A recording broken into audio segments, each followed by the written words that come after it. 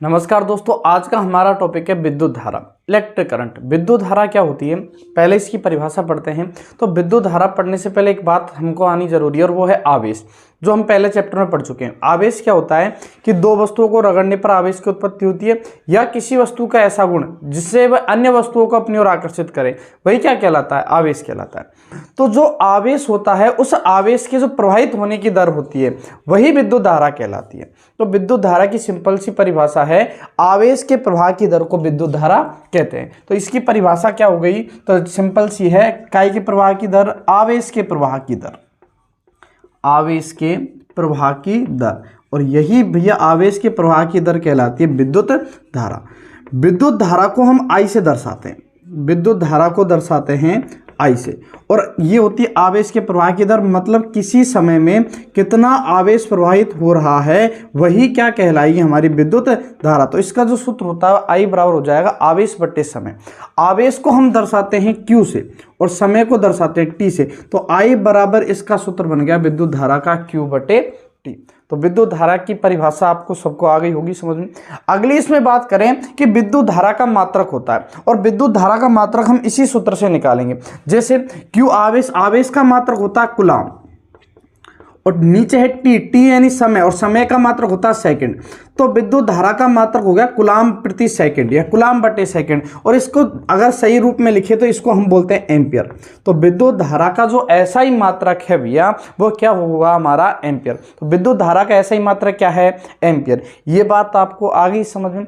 अगली बात करते हैं हम विद्युत धारा की विमा की। इसकी विमा क्या होती है, वो भी इसी सूत्र से निकाल लेंगे। जैसे आवेश की विमा हम पहले पढ़ चुके हैं, आवेश की विमा होती है T1 A1, ऐसी बट्टे समय, समय की विमा होती है T1। तो देखो यहाँ T1 से T1 कैंसिल हो गया, क्या बचा, A1। तो जो हमारी विद्युत धारा की विमा हो गई, वो क्या हुई बताओ, A1। अब इसको लिखें तो इसको एक फॉर्म में लिख सकते हैं, जैसे M0 L0 TB0 और A पर क्या है 1। ये विद्युत धारा की हो गई विमा। तो यहाँ तक की बात आ गई होगी आपके समझ में।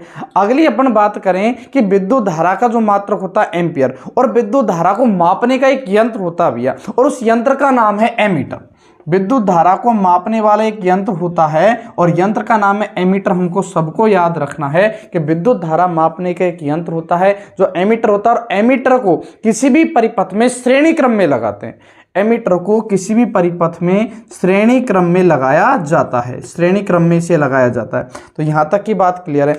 अगली अपन बात करें कि हमसे काफी बार परीक्षा में पूछ लेता है कि 1 एम्पियर की परिभाषा लिखिए। तो 1 एम्पियर की परिभाषा क्या होती है, पहले तो मैं इसे मिटा देता हूँ।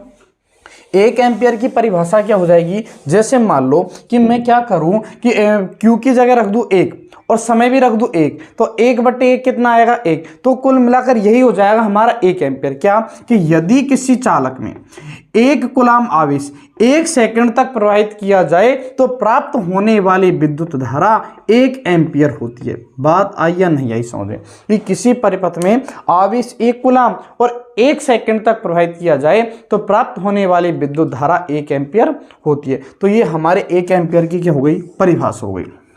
अगली बात इसमें करें कि जब किसी चालक में विद्युत धारा प्रवाहित होती है, तो चालक में विद्युत धारा मुक्त इलेक्ट्रॉनों के कारण प्रवाहित होती है। किसी भी चालक में विद्युत धारा मुक्त इलेक्ट्रॉनों के कारण प्रवाहित होती है।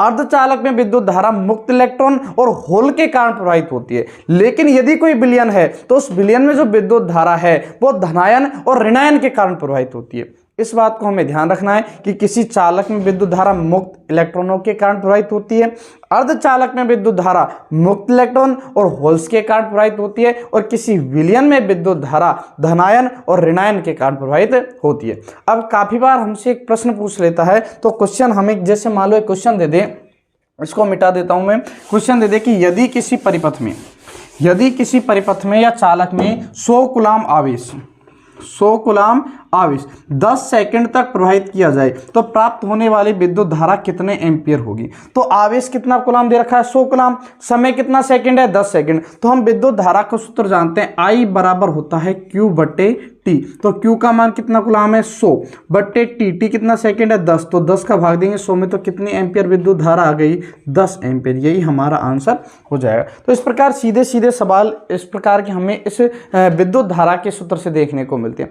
एक बात और हमें ध्यान रखनी है, जो विद्युत धारा होती है वो एक अदिश राशि है। कैसी राशि है? अदिश राशि है। अब काफी बार परीक्षा में प्रश्न पूछा है कि विद्युत धारा की दिशा भी होती है। हम सब जानते हैं किस दिशा में विद्युत धारा प्रवाहित हो रही है, विद्युत धारा की दिशा भी होती है, विद्युत धारा का परिमाण भी होता है, फिर भी एक अदिश राशि है। ऐसा क्यों?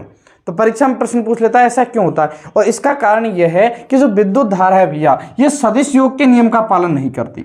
सदिश योग के नियम का पालन नहीं करती, और सदिश योग के नियम का पालन नहीं करने के कारण इसको कौन सी राशि कहते हैं? अदिश राशि। जबकि इसकी दिशा भी होती है, इसका परिमाण भी होता है, लेकिन ये सदिश योग के नियम का पालन ना करने के कारण ये एक अदिश राशि है।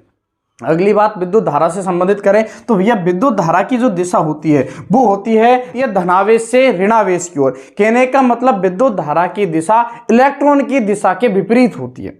विद्युत धारा की दिशा इलेक्ट्रॉन की दिशा के विपरीत होती है। अगर बाहर किसी चालक में देखिए तो धनावेश से ऋणावेश की ओर होती है, और बैटरी के अंदर इसकी दिशा ऋणावेश से धनावेश की ओर होती है। तो ये था हमारा विद्युत धारा से संबंधित कंसेप्ट, जो एक बेसिक कंसेप्ट था। इसके बाद हम इस चैप्टर में पढ़ेंगे ओम का नियम और उससे आगे तथ्य। तो ये वीडियो आपको पसंद आई हो तो वीडियो को लाइक करें, शेयर करें और चैनल को सब्सक्राइब करें। ओके, धन्यवाद।